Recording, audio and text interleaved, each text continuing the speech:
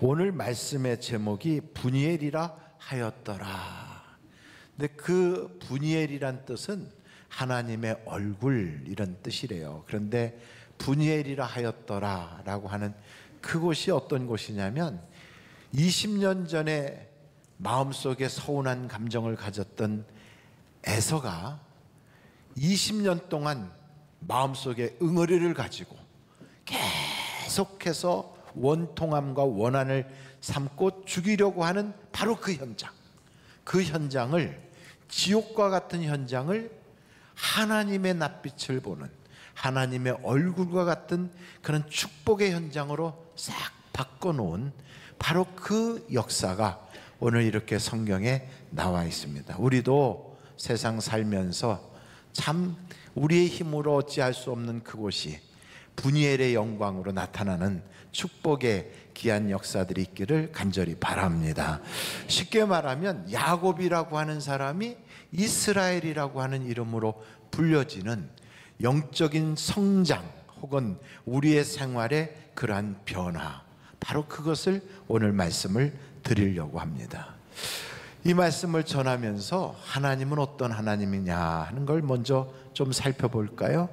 성경에 보면 하나님을 아브라함의 하나님, 이삭의 하나님, 야곱의 하나님이라고 그래요. 그렇죠? 그런데 그 야곱에 대해서 많은 사람들이 어떤 생각을 갖냐면 야곱은 사기꾼이다, 야곱은 협작꾼이다, 야곱은 아주 그렇게 간교하다, 그리고 얍사름하다, 이런 생각들을 많이 가지고 있어요. 여러분 혹시 그러지 않았습니까? 그렇다면 하나님은 협작꾼의 하나님, 그리고 사기꾼의 하나님, 그리고 또 아주 얍사름한 그런 자의 하나님이라면 하나님에 대한 불명예가 되는 거죠. 그런 하나님은 절대로 아니거든요. 하나님은 공의의 하나님이시고 하나님은 의로우신 분이고 온전하신 분이세요. 그런데 이 야곱에 대한 오해 때문에 많은 성도들이 뭐 야곱과 같이 저래도 하나님이 복 주신다는데 좀 사기 좀 치고 협작꾼 노릇하고 또 어려운 일이 생기면 뒤로 살짝 빠져나가고 그리고 또 이렇게 저렇게 아주 간교하게 잔머리 굴리면서 인생 살아도 되는 거 아니야? 왜? 야곱도 그랬으니까. 이런 식으로 생각하는 교인들이 혹시나 있다면 그건 큰 착각입니다. 하나님은 절대로 그런 하나님이 아니시단 말이죠. 그렇다면 야곱에 대해서 우리가 생각하던 그런 생각들, 사기꾼이다, 협작꾼이다, 간교하고 얍사름하고 그런 안 좋은 그런 이야기만 쭉 덧붙이는 안 좋은 인상의 야곱이 아니라는 거예요. 아니라는 거예요. 그래서 야곱에 대한 오해를 오늘 완전히 풀 수 있기를 간절히 바랍니다. 야곱은 말입니다, 이 사람은 무슨 어려운 일이 생기면 혼자 뒤로 쏙 빠져서 도망가는 그런 인물이 아니에요. 집안에서도 그렇게 참 어려운 문제가 딱 생겼을 때 야곱이가 자기가 살짝 빠져서 외삼촌 집으로 외갓댁으로 혼자 도망간 게 아니라 부모님이 그렇게 하라고 지시해서 순종한 것뿐이에요. 여러분 성경을 한번 찾아볼 텐데 창세기서 27장 43절이에요. 내 아들아, 내 말을 따라 일어나 하란으로 가서 내 오라버니 라반에게로 피신하여 내 형의 노가 풀리기까지 몇 날 동안 그와 함께 거주하라. 누가 이렇게 말했지요? 야곱의 어머니 리브가가 그렇게 말씀한 거예요. 그래서 야곱이가 어머니 말씀 듣고 떠나는데 어머니만 그렇게 말씀하신 게 아니에요. 창세기서 28장 1절부터 한번 보겠습니다. 이삭이, 누가? 이삭이, 그렇죠. 이삭이 누구를 불러? 야곱을 불러 그에게 축복하고 또 당부하여 이르되 너는 가나안 사람의 딸들 중에서 아내를 맞이하지 말고 일어나 어디로 가라고요? 밧단 아람으로 가서 내 외조부 부두엘의 집에 이르러 거기서 내 외삼촌 라반의 딸 중에서 아내를 맞이하라. 그렇게 아버지가 지시하니까 그 말씀에 순종하여 떠난 거예요. 야곱이가 무슨 속이고 사기치는 사람이 아니고요, 그 장자권에 대해서는 야곱에게 권한이 있어요. 왜냐하면 낳기는 형이 먼저 나왔으니까 장자지만 그 명분, 그 장자의 권한을 야곱에게 팔았거든요. 그러니까 여러분, 사고 파는데 팔았으면 그 산 사람이 주인이죠. 그러면 이제부터 이 장자의 명분 때문에 안수를 받거나 축복을 받게 될 때는 누가 받는 게 정상이에요? 야곱이 받는 게 정상이에요. 뿐만 아니고 야곱은 참 성실한 사람이에요. 근데 여러분, 야곱이가 그렇게 성실한 사람인데도 불구하고 사람들은 야곱에 대해서 어떻게 생각하느냐? 그는 아주 불성실한 사람, 아주 잔꾀나 부리는 사람, 이렇게 생각해요. 근데 성경을 한번 찾아보자고요. 창세기서 31장 38절이에요. 거기에 보면 내가 이 20년을 외삼촌과 함께 하였거니와 외삼촌의 암양들이나 암염소들이 낙태하지 아니하였고 또 외삼촌의 양떼의 수양을 내가 먹지 아니하였으며 물려 찢긴 것은 내가 외삼촌에게로 가져가지 아니하고 낮에 도둑을 맞았든지 밤에 도둑을 맞았든지 외삼촌이 그것을 내 손에서 찾았으므로 내가 스스로 그것을 보충하였으며 내가 이와 같이 낮에는 더위와 밤에는 추위를 무릅쓰고 눈붙일 겨를도 없이 지냈나이다. 그러니까 성실했어요, 불성실했어요? 성실했어요. 그런데도 불구하고 야곱이를 협작꾼, 사기꾼, 아주 권모술수에 아주 그러고 도망다니고 불성실한 인물로 이렇게 하면 억울해요, 억울하지 않아요? 억울하지요. 이런 억울한 소리를 들으면서도 그런 야곱이가 이거에 대해서 변명도 하지 않고 참고 하나님의 말씀에 순종하여 가면 잘 돼야 돼요? 아니면 고난이 찾아와야 돼요? 잘 돼야 되지. 왜? 이런 어려움 속에서도 한마디도 변명을 하지 않아. 이런 억울한 소리를 들으면서도 자기 변명이 없어. 그러면 모든 게 쫙 풀려야 되는데 하나님께서 고향으로 돌아가라. 그래서 돌아가는데 보니까 앞에서 자기의 형이 20년 전에 원한진 것 때문에 칼을 들고 자기를 죽이겠다고 오는 거예요. 여러분, 아브라함이라고 하는 자기 할아버지 때는 318명의 군대였지만 이 에서가 다스릴 때는 400명의 병사예요. 그 옛날에. 그러니까 더 강력해졌어. 자기는 그 집안에서 자랐기 때문에 아브라함 때부터 어떻게 훈련시킨 걸 다 알거든요. 그러니 저 군대는 내가 이길 수가 없다는 것도 알아요. 자기는 자기 아버지한테 재산 한 푼도 받지 않았어요. 그리고 자기 아버지한테서 뭔가 얻은 것도 아무것도 없어. 20년 동안 객지에 나가서 죽도록 머슴 노릇하며 고생했어요. 그런데도 그 형이 다 차지하고서도 자기를 죽인다고 그래. 억울해요? 억울하지 않아요? 억울하지. 이렇게 억울한 일을 당하면 웬만한 사람 같으면, 야, 내가 하나님께 충성했는데, 내가 하나님 말씀에 순종하고 지금까지 이렇게 주님이 하라면 하고 하지 말라면 안 하고 가라면 가고 오라 그러면 왔는데 왜 내게는 인생이 이렇게 풀리지 않는가?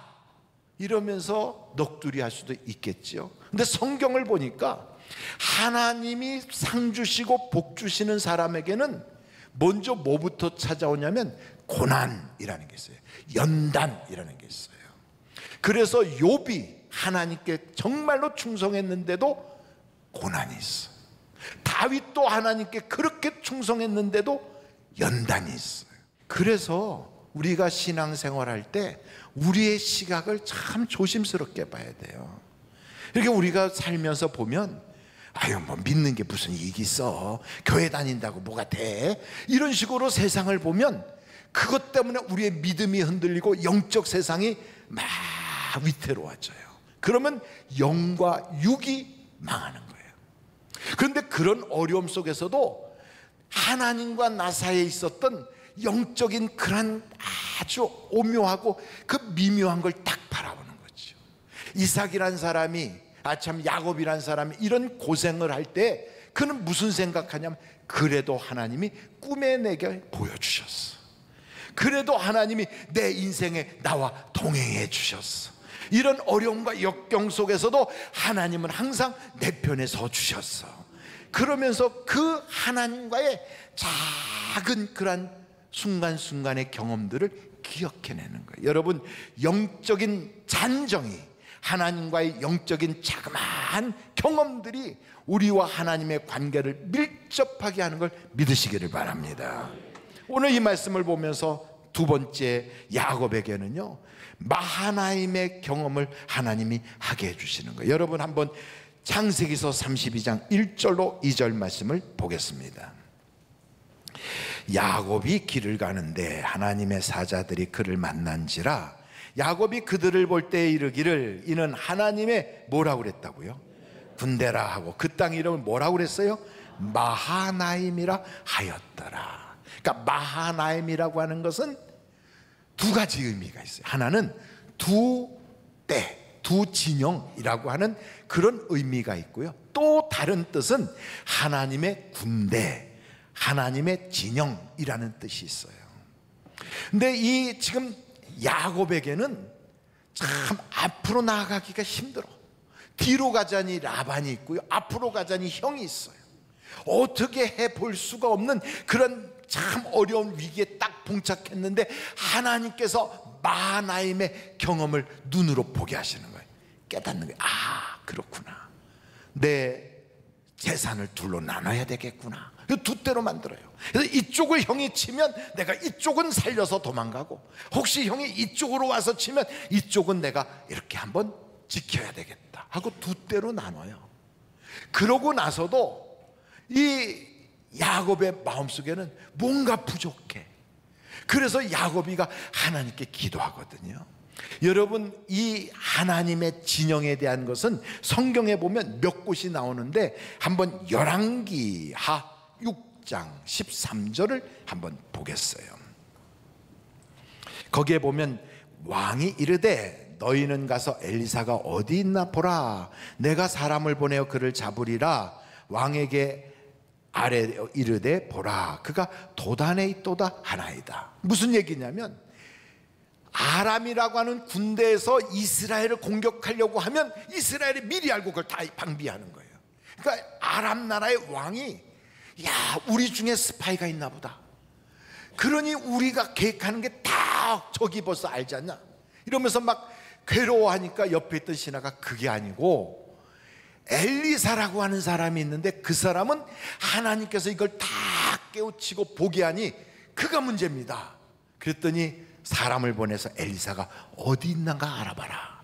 그랬더니 도단에 있다는 거예요. 그래서 밤중에 사람을 쫙 보내서 이 도단성을 딱 포위한 거예요. 아침에 일찍이 엘리사의 사환이 나가서 딱 보니까 성 밖에 그냥 아람 군대가 꽉 차 있어요. 아이고 우린 죽었네. 바로 그 얘기거든요. 그때 엘리사가 뭐라고 그러냐면 걱정하지 마라. 저들보다 우리와 함께하는 자가 더 많도다 이러거든요. 여러분, 성경을 한번 우리가 찾아봐요. 그게 열왕기하 6장 13절서부터 있는 말씀인데 거기에 이런 말씀이 있어요. 한번 16절을 보겠어요. 16절 대답하되 두려워하지 말라.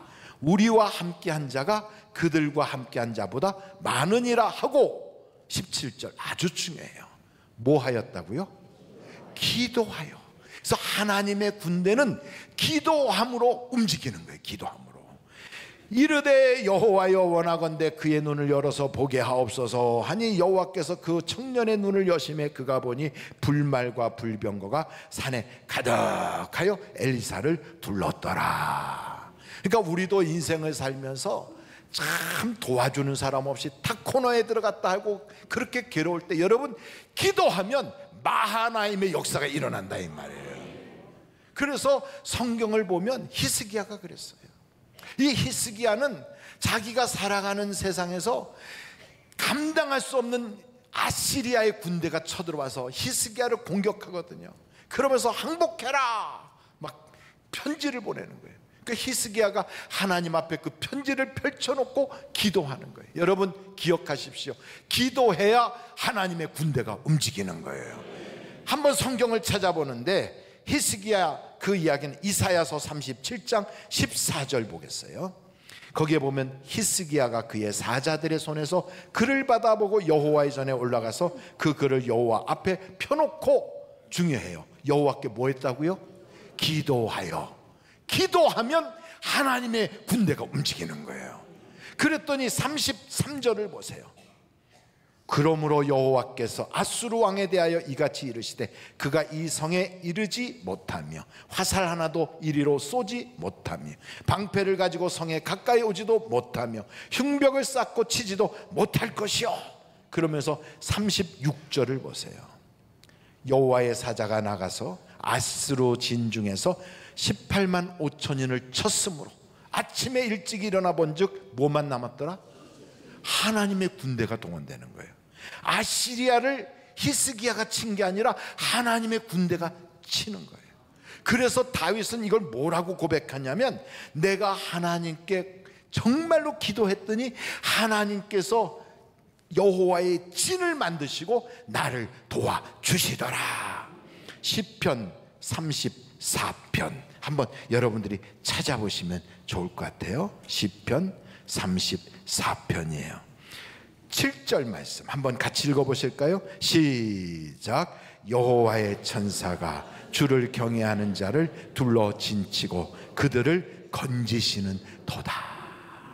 기도하니까, 여호와를 경외하니까 하나님의 천사들이 동원되는 거예요. 우리는 내일부터 오로지 기도를 시작할 겁니다. 무슨 기도? 오로지 기도. 성령 충만 기도, 오로지 기도. 아이, 목사님 무슨 기도를 또 오로지 기도를 합니까? 그 성경에 보니까 사도행전 1장 14절에 오로지 기도를 하더라고요. 누가? 예수님의 어머니와 그의 동생들과 그 초대교회 당시에 있던 제자들과 120문도가 모여가지고 오로지 기도해. 오로지. 그랬더니 하나님의 성령이 그들에게 임하여 역사가 나타나더라, 이 말이지. 저는 이번에 우리 교회 성도들이 오로지 기도할 때 하나님의 사자와 하나님의 군대가 움직일 줄로 믿습니다. 병든 자를 치료해 주시고 불경기를 하나님이 다 만져주시고 가정마다 회복의 은혜가 있게 하시고 하나님의 기적이 나타날 줄로 믿습니다. 마지막으로 저는 오늘 이 말씀을 보면서 이 야곱이라는 사람을 한번 봤어요. 야곱은 자기 형을 만나러 갔는데 형이 죽이려고 찾아와. 그러니까 하나님께 기도했을까요? 안 했을까요? 했어요. 그러고 나서 가만히 생각해 보니까 형한테 선물을 보내야 되겠다. 그래서 형한테 예물을 보내요. 자기의 재산 중에 딱 떼어서 형한테 보내는 거예요. 근데 이렇게 뭉쳐서 보내질 않고 이렇게 좀 띄어가지고 이렇게 선물을 보내요. 사람도 이상하게 자꾸 먹이고 선물 보내고 그러면 마음이 누그러지잖아요. 그러니까 그렇게 선물을 보낸 거예요. 근데 선물만 보내는 게 아니라 그 선물, 그 양떼, 소떼, 낙타떼를 끌고 가는 그 종들한테 훈련을 시켜요. 형을 만나면 요렇게 얘기하라 하고 훈련을 시켜. 그래가지고 이렇게 보내는데 먼저 간 사람, 뒤에 가는 사람도 또 그 형한테 요렇게 얘기하라 하고 다 훈련을 시켜요. 저는 이걸 보면서 야곱이란 사람은 참 주도면밀한 사람이다. 완벽한 사람이구나. 그러니까 하나님께 기도만 하고 가만히 있는 게 아니라 인생으로서 자기가 해야 될 일은 성실하게 하는 사람이에요. 이렇게 충실하게 다 해서 기도하고 또 하나님께서 주신 지혜를 가지고 세상 사람들과의 관계를 어떻게 풀어갈 건가 그걸 쫙 보내거든요. 그런데 이 야곱의 기도를 보면 어떤 기도하냐면, 하나님, 내가 오고 싶다고 온 게 아니라 하나님이 가라고 말씀하셔서 내가 왔나이다. 하나님이 분명히 약속하기를 내 고향 땅으로 돌아오면 하나님이 지켜주신다고 했지요. 반드시 지켜주실 걸 믿습니다. 이렇게 기도하는데도 환경이 안 바뀌어.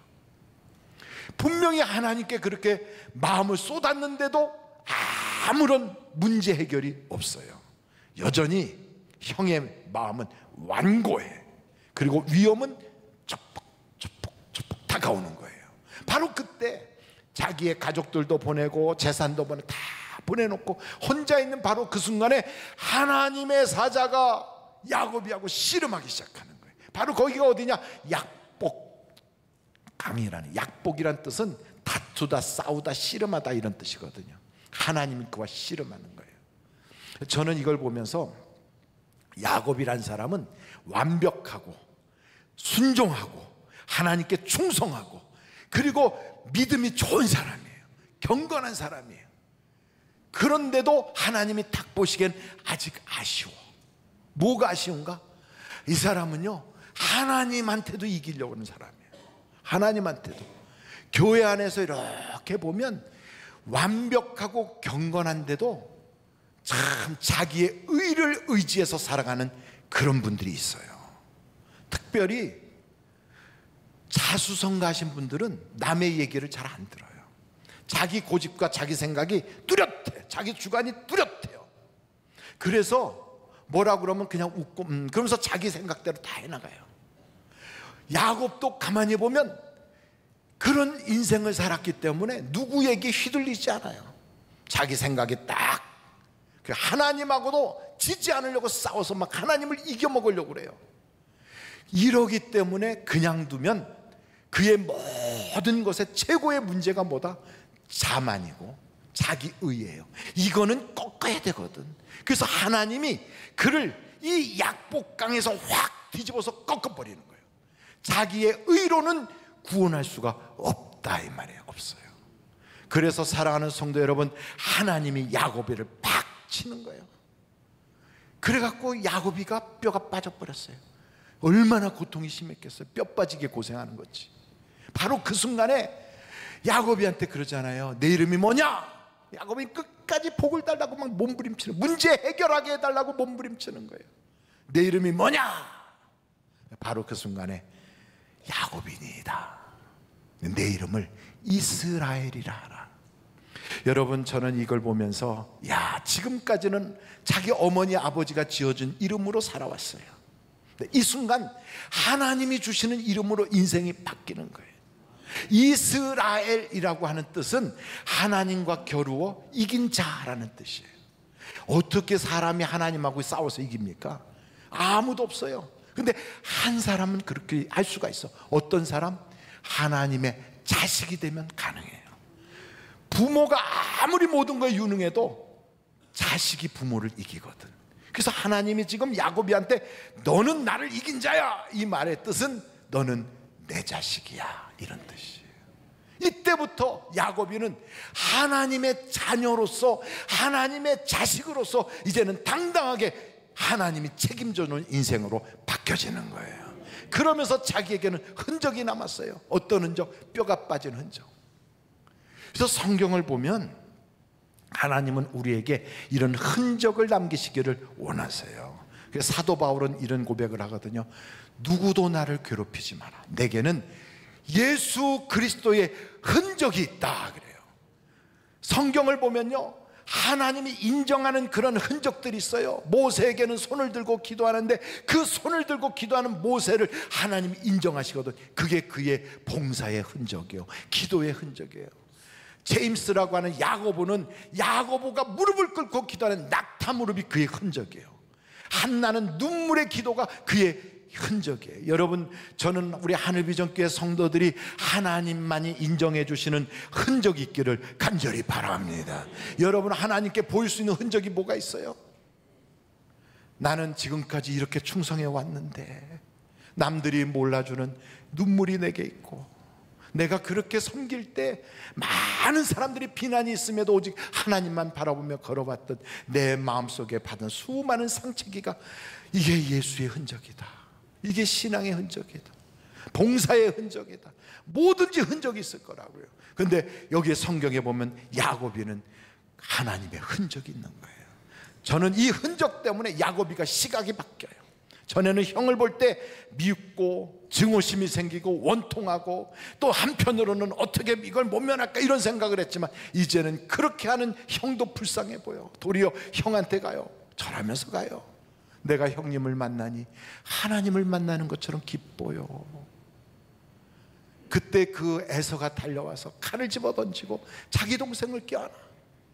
여러분, 그 야곱의 모습을 보면 절뚝절뚝 절어요. 몸은 엉망이 됐어요. 참 몰골은 나름 이렇게 형편이 없어졌어. 이 은혜를 받기 이전의 야곱과 이 이후의 야곱은 겉으로 볼 때는 완전히 망가진 것 같이 보이지만 그 속에는 하나님의 흔적이 있는 거예요. 그러면서 세상에 그 지옥 같은 곳을 하나님의 낯빛으로 바꾸는 천국 시각을 갖게 되는 거예요. 저는 우리 하늘비전교회 성도들에게 이 분이엘의 영광이 있으시기를 간절히 바랍니다.